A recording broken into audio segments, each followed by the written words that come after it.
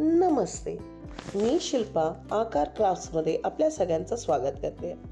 आज आम्ही घेऊन आलोय छोट्या बाळासाठी म्हणजेच बेबी बॉयसाठी आपण कशा प्रकारचे दागिने बनवू शकतो किंवा काय छोटे छोटे टिप्स वापरून आपण घरच्या घरी हे दागिने बनवू शकतो. चला तर मग सुरू करूया. इथे मी थिक कार्डबोर्ड घेतला आहे. अगदीच कोणताही कार्डबोर्ड तुम्ही इथे वापरू शकता, पण तो थोडा हलका असला पाहिजे. आणि गोल्डन शीट घेतली आहे आणि ब्लू शीट घेतली आहे. मुलगा आहे आणि मुलाच्या हिशोबाने मी इथे गोल्डन बरोबर ब्लूला मॅच केला आहे. तर चला सुरू करूया. मुकुटसाठी मी अशा प्रकारची डिझाईन आपल्या कार्डबोर्डला गोल्डन पेपर स्टिक करून त्यावर कटआउट करून रेडी घेतला आहे. अगदीच बेसिक टू बेसिक स्टार्ट करायचं आहे. कार्डबोर्डवर गोल्डन पेपर स्टिक करायचं आहे आणि अशी शेप तुम्हाला कट करून घ्यायची आहे. मागच्या साईडला मी इथे स्टार्ट टू एंड अगदीच लेस लावणार आहे. म्हणजे बांधण्यापुरती जागा सोडून स्टार्ट टू एंड तुम्हाला लेस लावून घ्यायचे. लहान मुलं असतात ना, हे सगळ्या गोष्टी कॅरी करू शकत नसतात आणि त्यांना लावल्यानंतर ही मागची बाजू त्यांना लेसची लागू शकते आणि म्हणूनच याला कव्हर करण्यासाठी सेम आकाराचा मी व्हाईट पेपर त्यावर स्टिक करत आहे. म्हणजे मागूनही थोडंसं चपट आणि प्लेन होईल, जेणेकरून आपला मुकुट फारच क्लीन नीट असा दिसेल. त्यावर अशा शेप कट करून घेतला आहे. आता मुकुटमध्ये बरेच प्रकार असतात आणि मुकुटचे बरेच डिझाईन्सही गुगलवर अवेलेबल आहेत. तुम्ही कोणत्याही डिझाईनचं शेप तुमच्या कार्डबोर्डवर ड्रॉ करून घेऊ शकता आणि त्याला या 2 कलर कॉम्बिनेशनमध्ये तुम्ही कलर करून कटआउट करून रेडी करून ठेवू शकता. काहीसं असं मी याला आपल्या मेन किंवा बेसला स्टिक करून घेत आहे. ग्लूगनचा वापर इथे तुम्हाला नाही करता येणार. जसं ग्लूगन नसेल तर तुम्हाला जर वापरता नाही येणार तर तुम्ही फेविबॉन्डचाही वापर करू शकता. फेविकॉल ह्यामध्ये तुम्ही यूज नाही करू शकत, कारण फेविकॉल ह्या मटेरियलच्या पेपरला स्टिक लवकर करत नाही आणि तेवढा त्याचा ग्रीप नाही आहे फेविकॉलचा. तुम्ही फेविबॉन्ड किंवा ग्लूगन वापरा. घरात असलेलं मोरपंख मी इथे अशा प्रकारे ॲड करू शकते, पण लहान मुलं शक्यतो काही लहान मुलं असतात, काही मुलं असतात ती मोरपंखाला घाबरतात. ते जास्तीत जास्त ते कॅरी करू शकणार नाही. तर तुम्ही मोरपंख न लावता काहीसं पेपरचाही मोरपंख त्याला साजेसं असं बनवू शकता आणि तेही असं. मोरपंख अगदी स्टार्ट टू एंड जर तुम्हाला वेगवेगळ्या शेडमध्ये बघायचे असतील तर आमच्या चॅनलवर याचाही व्हिडिओ अवेलेबल आहे. तुम्ही यावरच्या लिंकवर क्लिक करून बघू शकता. यामध्ये मी हा कलर घेतला आहे. रिअलमध्ये हा मोरपंखी कलर आहे, पण व्हिडिओच्या लाईटमध्ये तो थोडा वेगळा शेड देत आहे, पण तो मोरपंखी ग्रीन कलर आहे आणि काहीसा आपला मोरपंख हा असा दिसेल. तुम्ही त्याला स्ट्रेट किंवा असं थोडंसं क्रॉसही लावून घेऊ शकता. मुकुटचा बेस रेडी झाल्यानंतर आपल्या हलव्या स्टिक करायचे आहेत.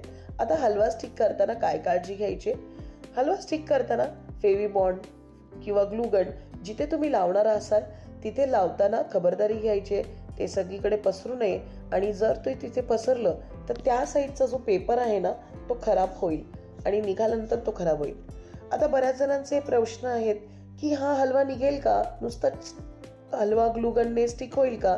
हो, होईल, पण ते करताना मात्र काळजी घ्यायची आहे, कारण लहान मुलांसाठी आपण ही ज्वेलरी बनवतोय, त्यामुळे ती ज्वेलरी हलकी आणि व्यवस्थित आणि अगदी सॉफ्ट असली पाहिजे.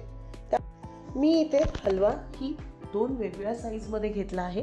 अगदीच छोटा असा आणि एक मीडियम म्हणजे थोडा मोठा असा हलवा घेतला आहे. हा कमरपट्टा मी इथे बनवला आहे. काही 4 सेंटीमीटरचा स्क्वेअर कट करून त्याला 3 सेंटीमीटरचे मध्ये ब्लू कलरचं पेपर लावला आहे आणि या पूर्ण एका पट्टीला त्याला स्टिक करून घेतला आहे. अगदी तशा प्रकारे बाजूबंदही मी इथे रेडी केली आहे. तुम्हाला जर हवे असेल तर या ब्लू स्क्वेअरला तुम्ही त्याला एक बॉर्डर लुकही देऊ शकता आणि बॉर्डरमध्येही हलवा स्टिक करू शकता. पण मी थोडा मॉडर्न व्हर्जन बनवण्याचा प्रयत्न केला आहे, ज्याच्यामध्ये डिझाईन्स थोड्या अँटिक्स आणि युनिक असतील आणि म्हणूनच मी अशा पद्धतीने हलवा स्टिक करून घेतला आहे.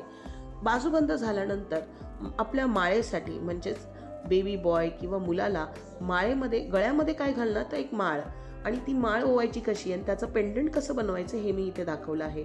मी इथे 5 सेंटीमीटरचा स्क्वेअर घेतला आहे आणि त्याला अशा प्रकारे हलवा लावून स्टिक करून घेतला आहे आणि ड्रॉप शेप एक स्टिक लावला आहे.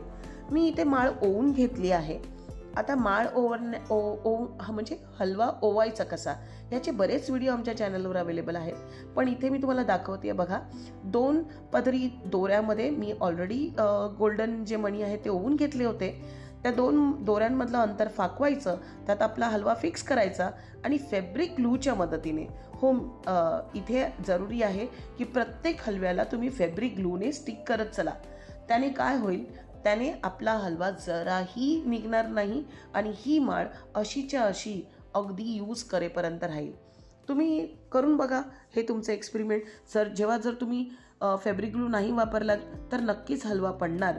आणि म्हणूनच मी माझ्या प्रत्येक व्हिडिओमध्ये हे सांगितलं आहे, ही छोटी टिप्स दिलीच आहे की प्रत्येक हलवा जेव्हा तुम्ही त्या दोऱ्यामध्ये फिक्स कराल, दोऱ्यामध्ये अडकवाल, तेव्हा तो फॅब्रिक ग्लूने स्टिक झालाच पाहिजे.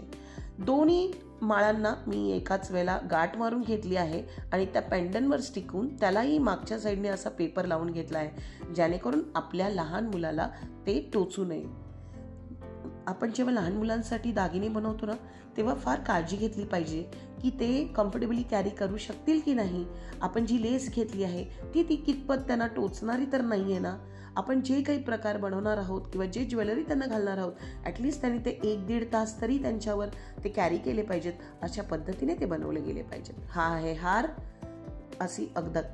असा कमरपट्टा, असा मुकुट मी इथे बनवून दाखवला आहे आणि काहीसं असे बाजू बंद. तुम्हाला आमचा हा व्हिडिओ कसा वाटला, ज्वेलरी बनवण्याची ही आयडिया कशी वाटली, आम्हाला कमेंट बॉक्समधून नक्की कळवा. आमचे बोरणांचे आणि हलव्याचे दागिने तुम्हाला आवडत असतील तर नक्कीच जास्तीत जास्त लोकांपर्यंत शेअर करा. बाहेरून न आणता घरच्या घरी हलव्याचे दागिने नक्की ट्राय करा. काही डाऊट असल्यास आम्हाला कमेंट बॉक्समधून विचारा. धन्यवाद.